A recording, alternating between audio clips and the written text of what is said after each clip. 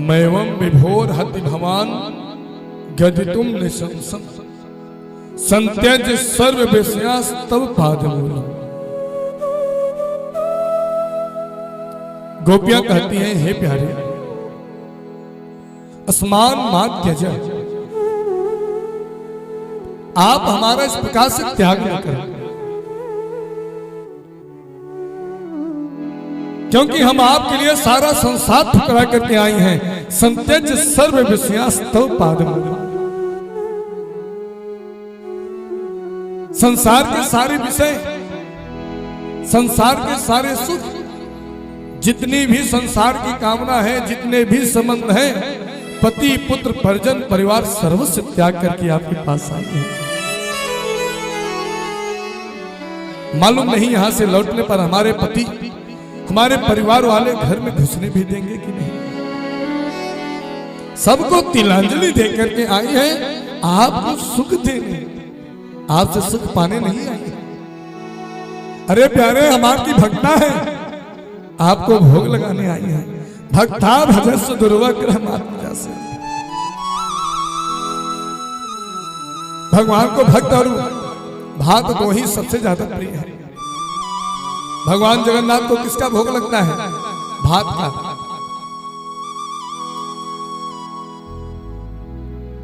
तो गोपियां कहती हैं, प्यारे, हम आपकी भक्ता है। भक्ता भजस्व दुर्वग्रह मातु जस्सई, हम आपकी भक्ता है, आपको भोग लगाने आई हैं, हम आपको सुख देने आई हैं, आपसे सुख पाने नहीं आई हैं। इसलिए हे प्यारे, जैसे आदि पुरुष भगवान अपने भक्तों को आश्रय देते हैं, ऐसे ही हे प्रभु, हमको भी अपने चरणों की सेवा का सौभाग्य दीजिए,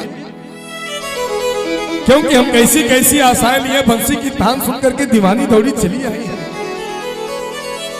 और आप हो कि आते ही हमें प्रवचन सुनाने लग गए। हम जब से आई हैं तब से आपके श्रीमुख से एक भी मीठी बात सुनने को नहीं मिली, एक भी मीठा शब्द सुनने को नहीं मिला। बस एक ही शब्द, चली जाओ, लौट जाओ, भाग जाओ। क्या हमारा आना आपको इतना बुरा लगा, या हमारी शकल इतनी बुरी है? अरे मधुराधिपते अखिलम मधुरम, आप तो मधुरता की मूर्ति हो, कुछ तो मीठी बात करो। आज एक कड़वा करेला जैसा कटु वचन क्यों निकल रहा है आपकी वाणी से? और एक बात बताओ, क्या तुम्हें उपदेश देने का अधिकार है? ये जो उपदेश दे रहे हो हमको, इसका अधिकार तुमको है? अरे तुम ठहरे अहीर के छोरा और हम गंवार ग्वालनी, न तो तुम्हें उपदेश देने का अधिकार है और न तो हम उपदेश सुनने के लिए आए हैं, क्योंकि उपदेश उसे दिया जाता है जो उपदेश सुनना चाह रहा हो। भैया, जबरदस्ती पकड़कर बैठाकर किसी को प्रवचन नहीं सुनाया जाता। गोपियां कहती हैं, हम जब से आए हैं तब से आप एक ही प्रवचन दिए चले जा रहे हो, चली जाओ, लौट जाओ, भाग जाओ, जाओ। क्या हम इतनी गई गुजरी हैं, या हमारी शकल इतनी बुरी है? यदि आप हमें लौटाना ही चाहते हो, हमारा त्याग करना ही चाहते हो, हमें भगाना ही चाहते हो, तो चलो हम चली ही जाती हैं, पर आपने जो हमारा चित्त चुरा लिया है, पहले उसे तो वापिस लौटाओ। चित्तम सुखेन भवता प्रथम, आपने बड़े राम से जो हमारा चित्त चुरा लिया है बंसी बजा करके, पहले उसे वापिस करो, तब हम घर लौटेंगे। बोलिए राधे राधे राधे राधे।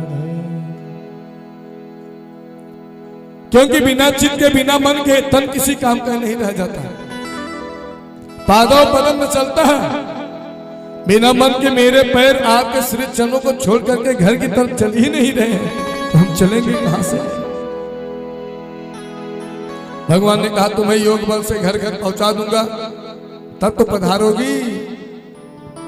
गोपियां बोली, प्यारे, तन को तो घर पहुंचा दोगे, पर मैं मन कहां से लाऊंगा? मन तो आपने अपने पास रख लिया है, और इतना तो आपको भी पता होगा सरकार कि कोई भी इंद्रियां बिना मन के काम नहीं करती हैं। कान कथा कब श्रवण करेंगे? बोले जब कथा मन को सार्थक लगेगा, जब आपका मन कहेगा। नहीं तो व्यास जी महाराज व्यासपीठ पर बैठ करके कितनी भी सुंदर कथा क्यों न सुना रहे हो भैया, यदि मनी राम कहीं हिसाब किताब करने के लिए चले जाए तो सारी कथा धरी की धरी रह जाएगी, एक भी कथा कान में घुसने वाली नहीं है। इसलिए कान कथा कब श्रवण करेंगे? बोले जब कथा मन को सार्थक लगेगा, जब आपका मन कहेगा। और मेरे पैर घर की तरफ कब चलेंगे? बोले जब मन कहेगा। तो प्यारे मन तो हमारे पास है ही नहीं, मन तो आपने ग्रहण कर लिया है, तो हम घर जाकर के करेंगे क्या? अरे घर के कार्य तो तब होंगे जब मन साथ में होगा। तो मन तो हमारे पास है नहीं, मन तो आपने अपने पास रख लिया है। गोपी भगवान ने कहा अच्छा ये बताओ तुम चाहती क्या हो? देखो भाई, भगवान जानते हैं कि गोपियां हमसे अत्यंत प्रेम करती हैं, किंतु गोपियां कभी अपने प्रेम को प्रकट नहीं करती हैं, गुप्त रखती हैं। गोपियां अपने प्रेम को गुप्त रखती हैं, इसलिए तो गोपी हैं। गोपी का मतलब गुप्त रखने वाली, जो अपने प्रेम को गुप्त रखे। और भैया प्रेम होना भी चाहिए गुप्त। यदि प्रेम का दीपक गुप्त नहीं रहा, प्रकाशित हो गया, तो यह संसार की हवा उस प्रेम दीप को बुझा देती है। इसलिए गोपियां गोविंद से अत्यंत प्रेम तो करती हैं, किंतु प्रकट नहीं करती हैं, छुपा कर रखती हैं कि कहीं संसार की हवा हमारे प्रेम दीप को बुझा न दे।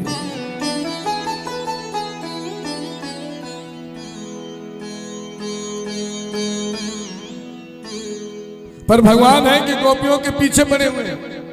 गोपियों के हृदय के प्रेम को गोपियों के मुख से कहलवाना चाह रहे हैं कि गोपियों के हृदय में मेरे प्रति जो प्रेम है उसको अपने मुख से प्रकट करें, अपने मुख से कहें। तो जिस प्रेम को भगवान गोपियों के मुख से कहलवाना चाह रहे थे, आज उस प्रेम को गोपियों ने स्पष्ट अपने मुख से प्रकट कर दिया। जब भगवान ने कहा कि आखिर तुम चाहती क्या हो, तो गोपियों ने कहा सुनो प्यारे, मैं क्या चाहती हूं। सिंचांगनस्तदधरामृतपूरकेण हासावलोक कलगी तजहि क्षया नोचे द्वयं विरह जान पयोक्त देहा ध्यानेन याम पदयो पदविं सखे। गोपियां कहती हैं प्यारे, सिंचांगनस्तो दधरामृतपूरकेण, हे प्यारे आप अपने से अधर सुधा के सिंचन से, आप अपने से दिव्य अधरामृत से हमारे भीतर जो विरहाग्नि है, हिरक्षाग्नि है, उसका समन करो, उसे शांत करो प्यारे, उसे शांत करो। और यदि आपने ऐसा नहीं किया तो हम आपके प्रेम में तड़प तड़प करके अपने प्राणों को प्रणाम कर देंगे।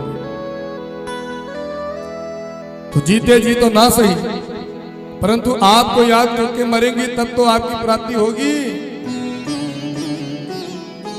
हमने ऐसा सुना है संतों के मुख से, अंते यामति सागति, अंत समय में जिसका भी स्मरण करके मरो अगले जन्म में वही बनना पड़ता है। तो हम सब के सब जितनी गोपियां हैं, हम सब आपको याद करके मरेंगी तो हम सब बन जाएंगी कृष्ण, और बाद में आपको होगा बड़ा पछतावा। राम राम राम राम। गोपियों ने हमारे लिए अपने प्राण त्याग दिए, फिर आप हमारा चिंतन करके जब जाओगे तो आप बनोगे गोपी, आप बनोगे अकेली गोपी, और हम बनेंगे इतने कृष्ण तो ध्यान रखना, आपसे चुन चुन करके एक एक हिसाब का बदला लेंगे। बोलिए राधे राधे। इसलिए मेरी बात मानो, बात को आगे मत बढ़ाओ, बात को यही समाप्त कर दो। गोपियों के ऐसे विनम्र भाव सुनकर के गोविंद खिलखिलाकर जोर जोर से हंसने लगे। गोविंद को हंसता हुआ देख करके गोपियां समझ गई कि ये हमारी परीक्षा ले रहे थे। देखो भाई, भगवान गोपियों की परीक्षा ले रहे थे। आप 50 रुपए का भी मिट्टी का मटका खरीदने के लिए मार्केट में जाते हो पानी भरने के लिए, तो 50 बार ठोक ठोक के बजा बजा के देखते हो कि कहीं से चट्टा फूटा तो नहीं है। क्यों? क्योंकि पानी भरना है, नेक भी छिट हुआ सारा पानी बह जाएगा, खरीदना बेकार हो जाएगा। तो जब पानी के मटके को इतना निरीक्षण परीक्षण करके खरीदा जाता है, तो जिन गोपियों के हृदय में प्रेम रस भरना चाह रहे हैं भगवान महाराज में, उनका भी तो परीक्षण करेंगे कि उनमें पूर्ण पात्रता है कि नहीं। इसलिए भगवान ने गोपियों की परीक्षा ली, पर गोपियां अपने समस्त परीक्षा में पास हो गई, उत्तीर्ण हो गई।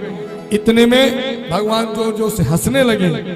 भगवान हंसी रहे थे कि इतने में रास की अधिष्ठात्री देवी रास रासेश्वरी वृषभानु नंदिनी श्री किशोरी जी आ गए।